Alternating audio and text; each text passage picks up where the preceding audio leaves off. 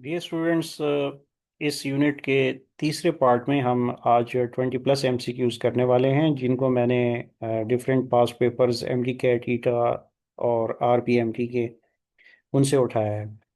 तो I hope कि ये आपके लिए बहुत ही फ्रूटफुल साबित होंगे।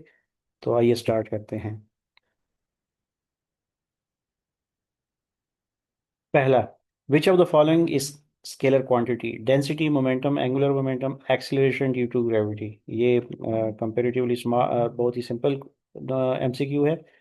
इसका आंसर है डेंसिटी, क्योंकि डेंसिटी इक्वल होता है मास पर यूनिट वॉल्यूम। मास भी स्केलर है और वॉल्यूम भी स्केलर है, तो इस तरह से डेंसिटी हमारे पास इसका आंसर हो गया। नेक्स्ट क्वेश्चन है कि two forces act together on an object. The magnitude of their resultant is minimum when the angle between the forces is। एक ऑब्जेक्ट पे दो फोर्सेस लग रही हैं, तो उनका मैग्नीट्यूड किस सूरत में किस एंगल पर जाकर मिनिमम होगा? तो ये हमने आंसर करना है। 0, 180, 90, 120। तो इसका आंसर बी बनता है, 180। क्योंकि जब भी दो फोर्सेस अपोजिट डायरेक्शन में एक्ट होती हैं, तो ऐसी सूरत में रिजल्टेंट जो है उनका मिनिमम होता है। इसको देख लेते हैं फार्मूला लगाकर।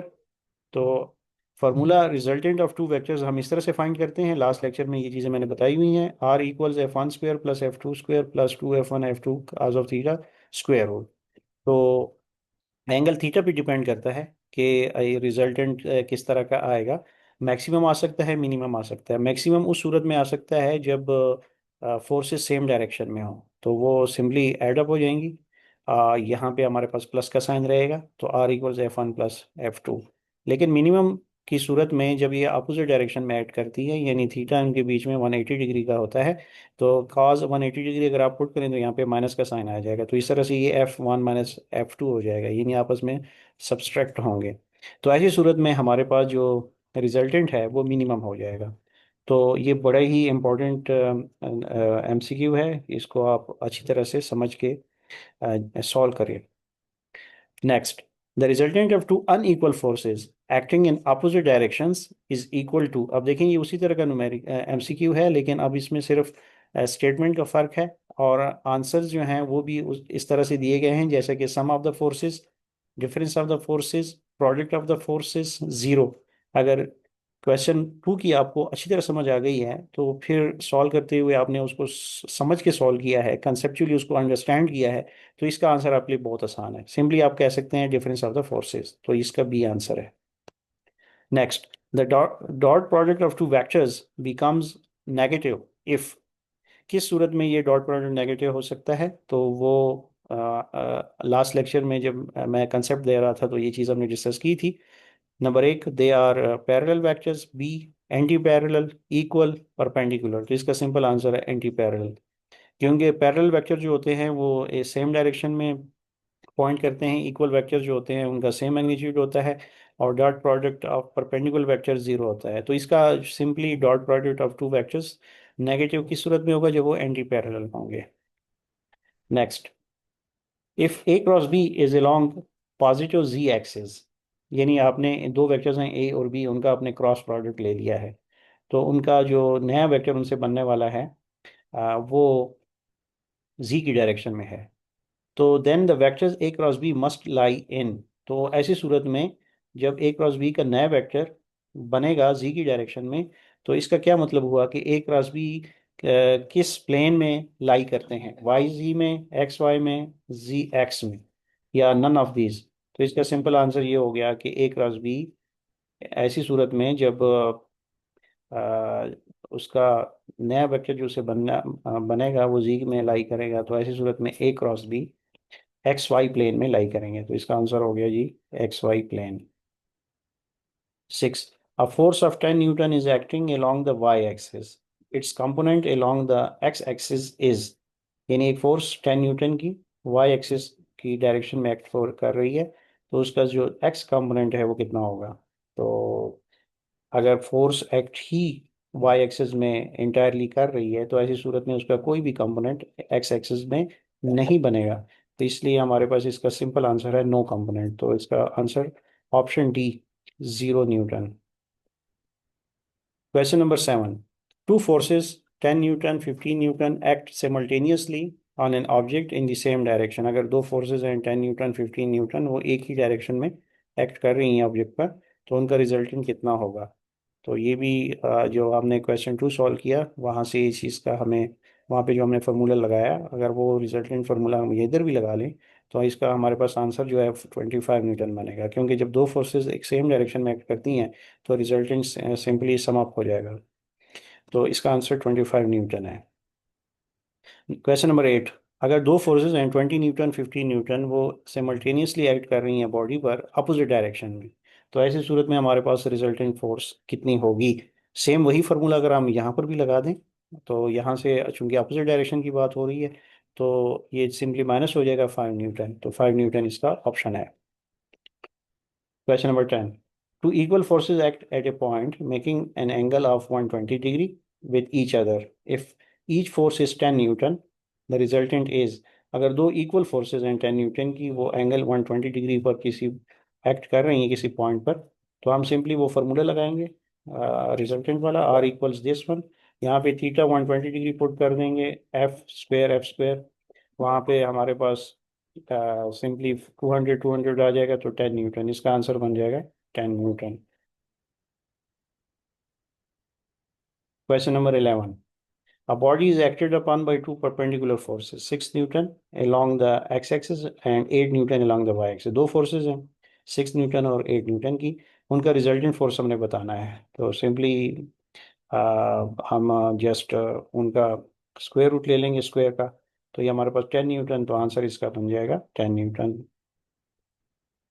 Next, two forces of F each act at A point with an angle of 60 degree. अब जस्ट एंगल हम यहाँ पे डिफरेंट उसका कहा जा रहा है, तो वहाँ यहाँ पे अगर आप देखें तो 120 डिग्री का एंगल बताया जा रहा था, लेकिन फोर्सेस का मैग्नीट्यूड बता दिया गया था कि 10 न्यूटन। अब यहाँ पे 60 डिग्री का बता रहे हैं, लेकिन मैग्नीट्यूड है वो सेम है, यानी एफ है। तो ऐसी सूरत में जस्ट वो रिजल्टेंट का जो फार्मूला है उसमें हम ये पुट कर देंगे और सिंप्लीफाई कर देंगे, तो 300√f बन जाएगा, तो हमारे पास आंसर बन जाएगा बी। तो इसका मतलब हुआ कि यही एक जो फार्मूला है, इसको आप जहन में रखें, और एंगल का जस्ट बताया जाए और मैग्नीट्यूड ऑफ फोर्सेस का बताया जाए, वो जस्ट इसमें पुट करें, सॉल्व करें।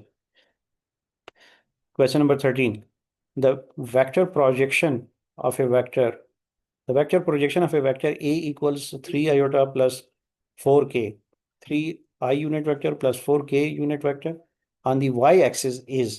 अब हमने एक हमारे पास वेक्टर है A, जो जो कि जिसके दो कंपोनेंट्स हैं, एक x एक्सिस के लॉन्ग है, एक z एक्सिस के लॉन्ग है, और हमें कहा जा रहा है कि इसकी प्रोजेक्शन आप y एक्सिस में बताएं।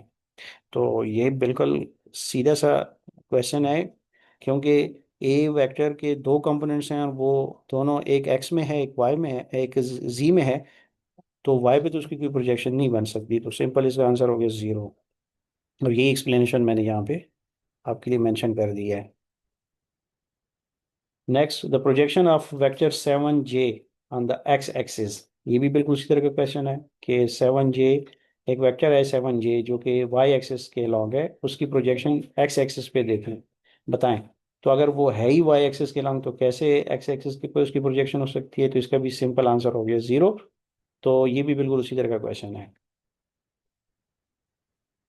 Question number 15, if a vector makes an angle of 60 degree with the x-axis and has a magnitude of 10 newtons, its x component is। अब एक वेक्टर है 60 डिग्री का एंगल बना रहा है एक्स एक्सिस के साथ, ठीक है।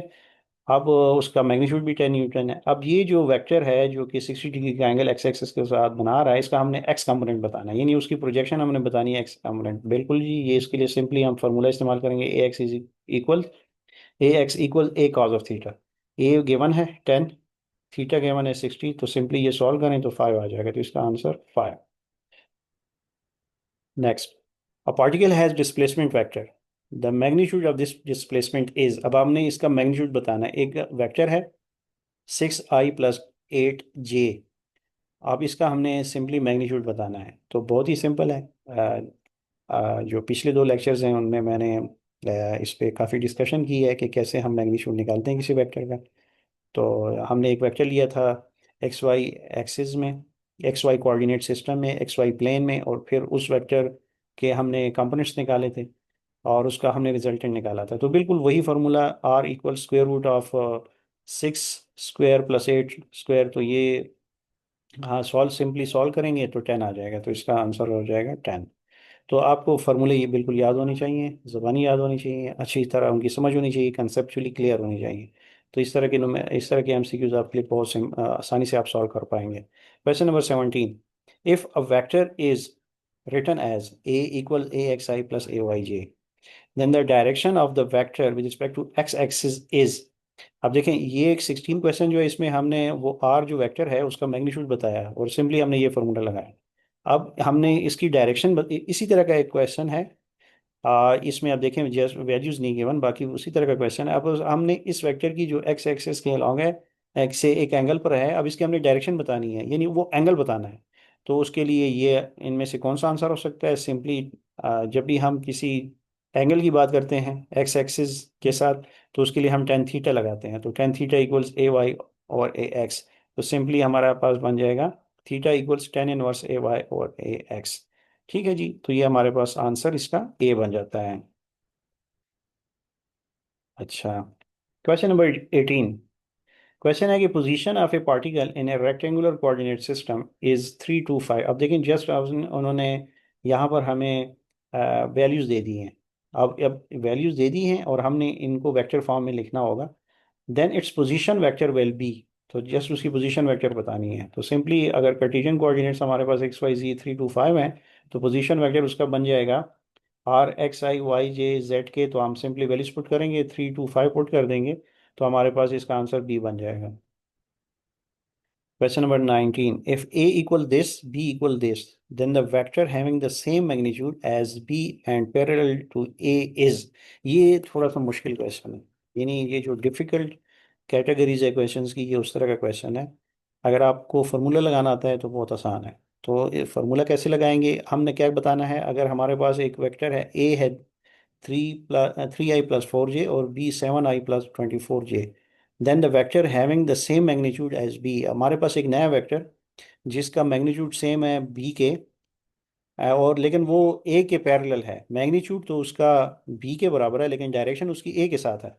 तो इस तरह से जब हम इसको सॉल्व करना चाहेंगे तो हम क्या करेंगे जी, ए का मैग्नीट्यूड निकाल लेंगे, बी का मैग्नीट्यूड निकाल लेंगे। अब बी का मैग्नीट्यूड 25 है, तो इनमें से जो भी आंसर है तो उसका मैग्नीट्यूड कंफर्म है कि 25 होगा। ठीक है, लेकिन हमें ये भी तो बताना है कि उनकी जो डायरेक्शन है, इनमें से जो भी है वो उसकी डायरेक्शन जो है वो ए के डायरेक्शन के बराबर है, यानी वो पैरेलल है ए के। तो ऐसी सूरत में हम क्या करेंगे जी, हम एक यूनिट ए के अलॉन्ग जो यूनिट वेक्टर होगा, इसके अलॉन्ग जो यूनिट वेक्टर होगा वो हम निकाल लेंगे, और उसके साथ फिर जो हमारे पास बी का मैग्नीट्यूड है वो मल्टीप्लाई कर देंगे। तो इस तरह से हमारे पास आंसर आ जाएगा, यानी बी का मैग्नीट्यूड 25। अब ये जो ए है वेक्टर 3i + 4j, वो मैं यहाँ पे लिख लूँगा, और 3i + 4j को मैं इसके मैग्नीट्यूड से डिवाइड कर दूंगा और 25 से मल्टीप्लाई कर दूंगा। तो इस तरह से मेरे पास आंसर आ जाएगा। ये बहुत ही ट्रिकी किस्म का क्वेश्चन है, और इसी तरह के क्वेश्चन आते हैं तो स्टूडेंट घबरा जाते हैं। लेकिन अगर आपको ये टेक्निक समझ में आ गई है, यानी हमने एक ऐसा वेक्टर बताना है जिसका मैग्नीट्यूड बी की इक्वल है लेकिन उसकी डायरेक्शन ए की इक्वल है, तो ऐसी सूरत में इनमें से वो कौन सा है, तो इनमें से वो जो भी है उसका बी का हम मैग्नीट्यूड निकाल लेंगे तो वो उसके मैग्नीट्यूड की इक्वल होना चाहिए। और दूसरा, ए की जो यूनिट वेक्टर है, ए वेक्टर है उसका यूनिट वेक्टर हम निकालना चाहें तो वो हम निकाल लेंगे, उसे हम उसको मल्टीप्लाई कर देंगे तो आंसर आ जाएगा। ये 19 हो गया। 20, एफ ए वेक्टर हमारे पास 2i + 4j - 5k है और उसके हमने डायरेक्शन को साइंस बताने हैं। तो ये क्वेश्चंस देखने में तो मुश्किल है, लेकिन चूंकि आप फार्मूले अगर आपको आते हैं तो बहुत आसान है। हम क्या करेंगे जी, डायरेक्शन को साइंस इस तरह से निकालते हैं कि पहले आप ये जो ए वेक्टर है इसका मैग्नीट्यूड निकाल लेंगे, वो ये है 45 स्क्वायर रूट, ये इसका मैग्नीट्यूड है। ठीक है, अब हमने डायरेक्शन को साइंस के फार्मूले लगाने हैं। ये वो क्या है, cause alpha equals a x और ए मैग्नीट्यूड, ए वाई और ए मैग्नीट्यूड, ए जी और ए मैग्नीट्यूड। तो सिंपली हम क्या करने वाले हैं, ए एक्स, ए वाई, ए जी, वो हमें पता है क्या है जी, 2 4 - 5। तो वो हम यहाँ पे लिख लेंगे, और ए मैग्नीट्यूड जो है वो 45 स्क्वायर रूट है, वो उससे डिवाइड कर देंगे। तो हमारे पास इस तरह से आंसर बनता है ए। तो ये ए हमारे पास आंसर बन जाएगा। डियर स्टूडेंट्स, आज के लिए हमारे पास यही एमसीक्यूज थे। तो अ, अगले लेक्चर में इंशाल्लाह मैं मज़ीद आप एमसीक्यूज के साथ हाजिर हूँगा। तो तब तक के लिए स्टे ट्यून। खुदा हाफिज़।